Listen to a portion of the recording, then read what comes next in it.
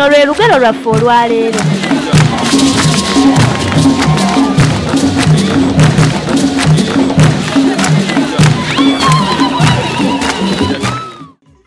Akutwala ekiro omusiima bukedde.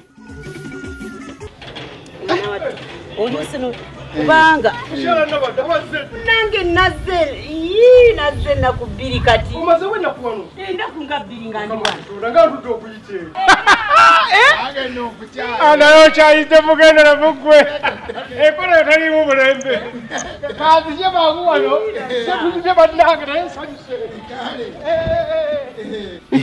omulaba yese solowooza nti muntu nze okuva ku kyeyakola yantama namutamwa kale namutamu omusajja oyo kale nno talina buzibu kuva ddi era oyo munnange okuva ddi wenyinoze watabuka omutwe nze olaba kati nga badde bataddewo kuye naawe nyinza okulondako ye ogudde eddalu n'olondayo okuleka nze kale ekyo nkyogedde sikitegeeza naye nkyogedde omanye andi mu busomi anyanga wa Luganda kankubuulire sigenda kukulwisaawo nze byolaba bino nakanyiriro oyo sente ziri zogamba mbu kwava entabo munnange n'oluzaali azaagala yajja n'azineewolako olw'okuba naziina n'enzimuwa mbu alina ebizibu teyalina bizibu yali ataasanze omanyi kyeyakola sente yazeewola naye nga tetazaagala mbu yalaba neegalabye anvuga amamotoka ankola biki sente naze bwe yazijja n'abaga zineewozeeko yagala n'angulamu liri ettaka